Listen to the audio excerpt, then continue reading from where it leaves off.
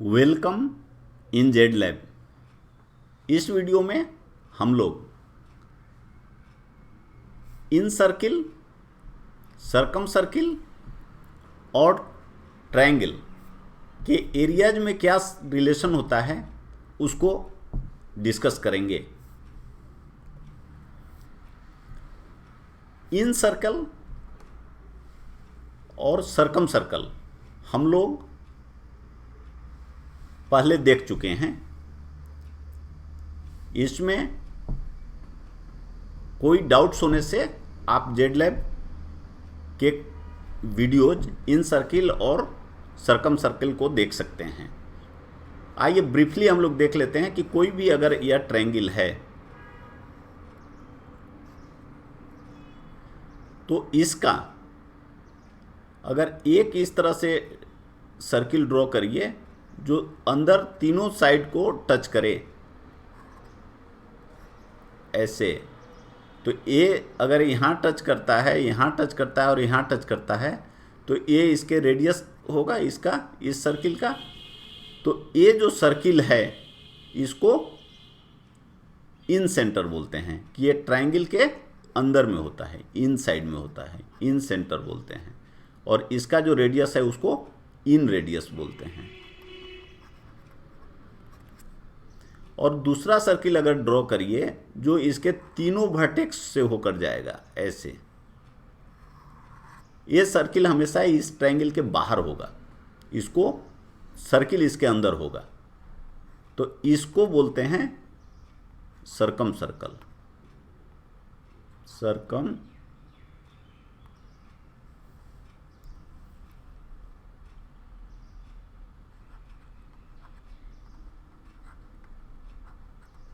सरकम circle. इसका radius normally capital R लिखेंगे। अब देखिए ये जो एक ट्रायंगल, एक सर्किल बन गया, यह इसको हम बोल रहे हैं इन सर्कल, और एक बन गया दूसरा सर्किल यह, इसको हम बोल रहे हैं सरकम सर्कल। और यह ट्रायंगल है, ट्रायंगल। ये तीनों के एरिया में क्या रिलेशन होगा यह इस वीडियो में हम लोग समझने का कोशिश कर रहे हैं। अब देखिए, मान लीजिए इसका जो ट्रायंगल एरिया है इसको हम लिख दिए डेल्टा सरकम सर्किल, डेल्टा सीसी। इसको हम लिख दिए डेल्टा आईसी। आप जानते हैं कि डेल्टा लगाते हैं एरिया के लिए, और ट्रायंगल का एरिया को हमने लिख दिया डेल्टा। और ये जो दोनों ट्रायंगल हैं इसका जो एरिया है दोनों सर्किल का, उसको मान लीजिए हमने लिख दिया delta S is equal to delta C C plus delta I C. मतलब एस मतलब सम, दोनों जो सर्किल हैं उनका जो एरिया है उसका सम यह है। इसको अभी जब हम लोग यहाँ बात करेंगे तो ये सभी टर्म्स का यूज करेंगे। अब देखिए जो यह रिलेशन होता है यह इक्विलेटरल ट्रायंगल में आप डायरेक्टली निकाल सकते हैं, और दूसरे ट्रायंगल्स में डायरेक्टली नहीं निकाल सकते हैं।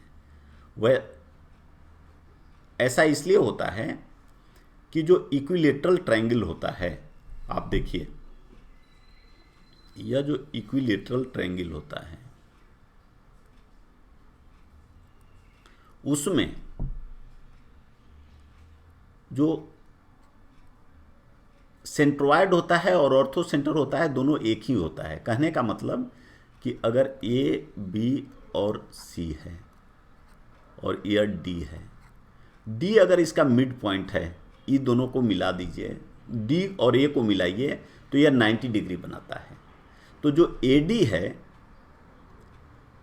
ए डी, ये आप देख रहे हैं कि यह इस पे परपेंडिकुलर है और इसको डिवाइड भी दो पार्ट, इक्वल पार्ट्स में कर रहा है।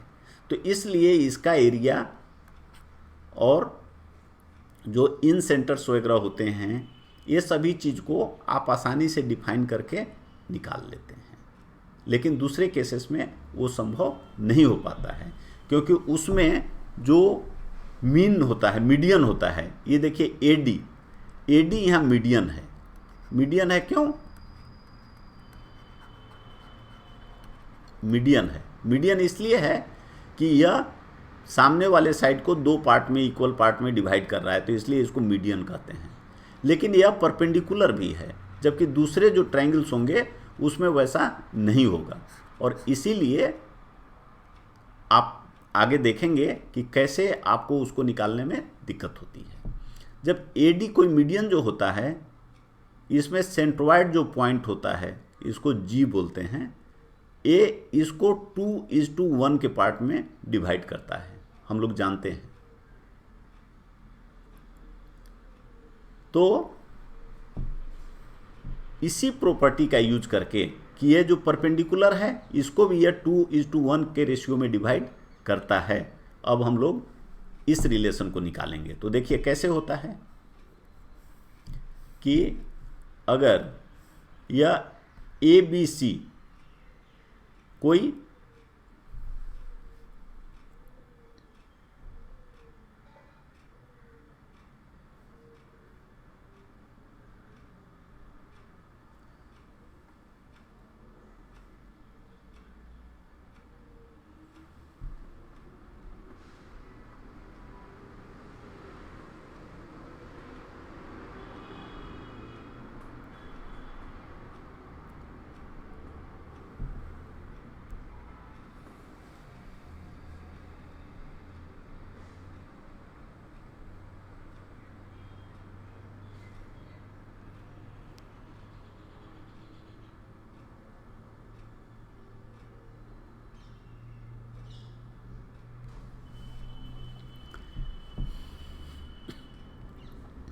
देखिए ABC कोई क्वाड्रिलेटरल, ABC एक इक्विलेटरल ट्रायंगल है। इक्विलेटरल ट्रायंगल है का मतलब क्या होगा कि इसके तीनों साइड्स बराबर हैं। मान लीजिए वह साइड का वैल्यू A है, तो इसका हाइट AD जो है वह √3/2A के बराबर होगा। कैसे होगा? ABD एक राइट एंगल ट्रायंगल है, AB एक है और BD A/2 है, इसलिए AD को जब हम निकालेंगे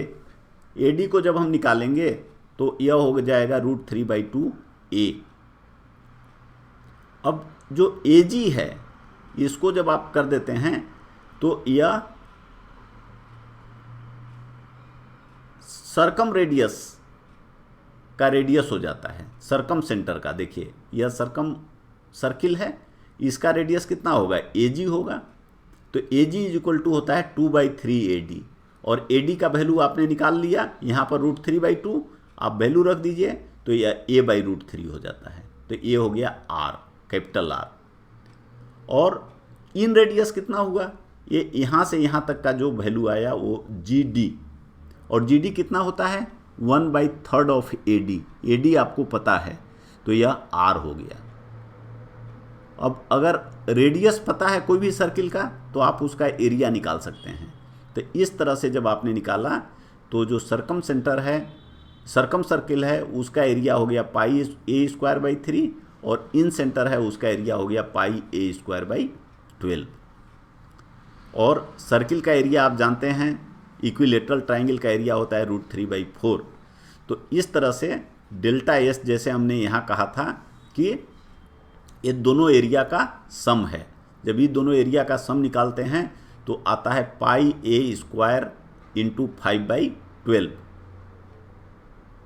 तो ये दोनों एरिया का रेशियो कितना हुआ? रेशियो ऑफ एरिया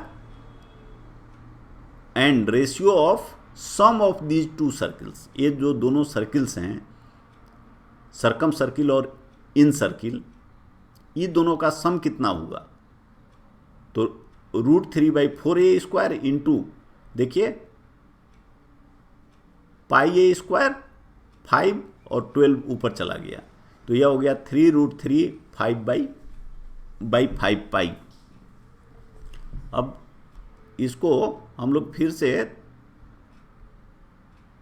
एक बार रिकैप कर लेते हैं कि देखिए यह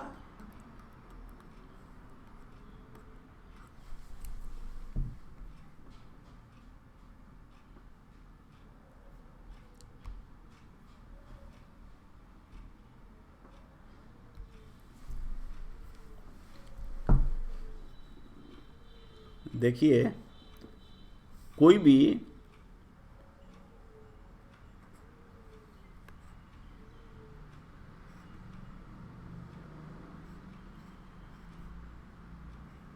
इक्विलेटरल ट्रायंगल है, तो इक्विलेटरल ट्रायंगल में हम लोग जानते हैं कि यह ए बी सी है, इसका साइड ए होता है, यह भी ए होता है, तो यह a/2 हो गया, यह a/2 हो गया और यह परपेंडिकुलर हो गया, क्योंकि हम लोग जानते हैं कि इक्विलेटरल ट्रायंगल में यह जो लाइन होता है, मीडियन होता है, ये परपेंडिकुलर भी होता है। जब अगर ऐसा हो गया तो आप AD यहाँ पे देखिए इस ट्रायंगल से निकाल सकते हैं, जैसा कि हमने पहले डिस्कस किया। ये कितना हो जाएगा, AD हो जाएगा √a² - a²/4। इसको सोल्व कर दीजिए तो = हो जाएगा √3a²/4, तो √3/2a, तो a आपका हो गया। और यह जो आपका ट्रायंगल है, यह ट्रायंगल है, यह पॉइंट है, इसको दो पार्ट में बांटता है। तो यह अगर AD है तो अब देखिए इसको जो AG, इसको G को अगर सेंटर लेंगे और एक एक सर्किल ड्रॉ करेंगे तो ये इसके वर्टेक्स से जाएगा, ऐसे ये तीनों से जाएगा, क्योंकि इक्विलेटरल ट्रायंगल में वो बराबर होता है। और अब चूंकि यह, तो यह जो होगा ये AG इसका रेडियस होगा, तो AG = R हो गया। और जब छोटा इसको GD को अगर आप रेडियस मान के एक सर्किल ड्रॉ करेंगे तो ये ऐसे आपका तीनों को, ऐसे तीनों साइड को टच करता हुआ जाएगा, क्योंकि अगेन यह परपेंडिकुलर है। तो GR r हो गया। और ये R और R का वैल्यू a/√3 और a/2√3 आ गया, क्योंकि AD आपका निकाला हुआ है, AD 2 और 1 के रेशियो में बांटता है। तो अगर R इतना है तो आप जानते हैं कि एरिया होता है πr², तो πa²/3 एंड πa²/12। बाकी आपने यहाँ पे देख लिया कि इसको कैसे सम करके रेशियो निकालते हैं। तो अगर हमने इन रेडियस, इन सर्किल और सरकम सर्किल, इन रेडियस और सरकम रेडियस समझ गए, तो ये दोनों का हमने, ये बहुत आसानी से देखिए हम याद भी रख सकते हैं। ये जो एक और रिलेशन समझना है कि R जो होता है = 2R होता है। यह इन रेडियस है, इन रेडियस देखिए, इन सर्किल हमेशा छोटा होगा क्योंकि अंदर होता है, और यह है सरकम सर्किल, सरकम रेडियस आउटर का। ये दोनों का देखिए ये 4 टाइम्स है, ये 2 टाइम्स है। तो अगर स्क्वायर करेंगे तो जो सरकम सर्किल होगा उसका area delta of circum circle will be equal to delta of in circle into 4 times, क्योंकि रेडियस 2 टाइम्स है, तो इसमें 4 टाइम्स करेंगे तो यह होगा।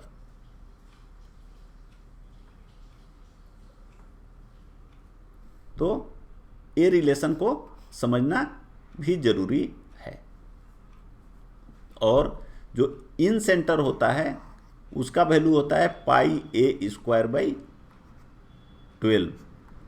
तो जब दोनों का सम करेंगे तो 4 टाइम्स ए हो गया प्लस IC, तो 5 πa² आपका सम हो जाता है, जो यहाँ पे है देखिए।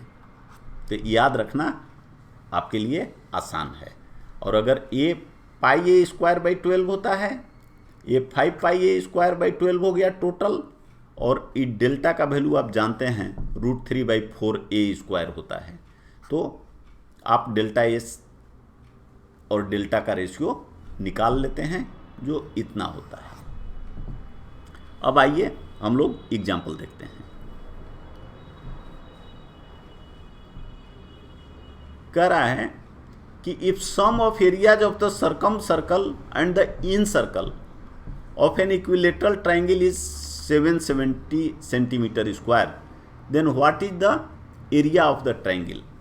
अब देखिए यहाँ पे आपको डायरेक्ट फार्मूला पे दिया हुआ है, डेल्टा एस दिया हुआ है 770 इज इक्वल टू होता है delta C C plus delta I C.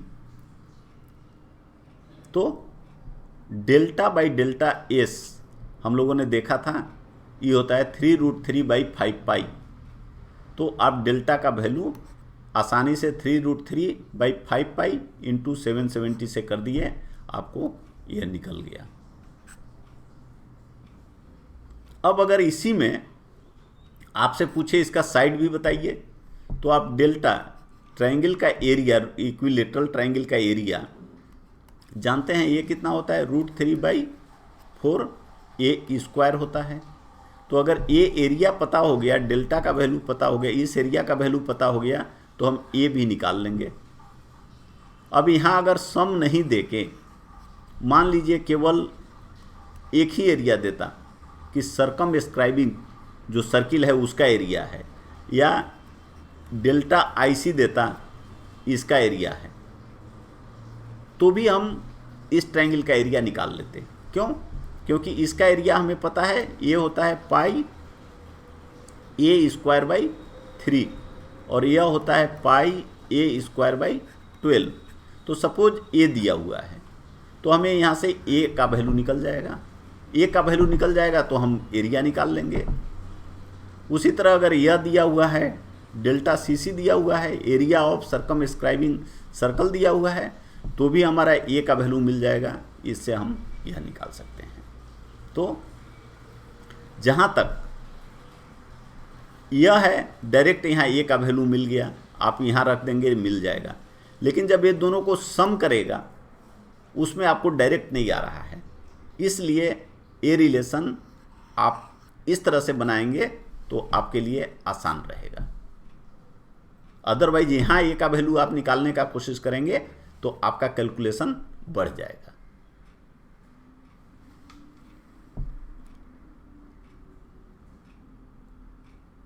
Thanks. Like this video if you do, and please comment, share and subscribe. ZLab. Good luck.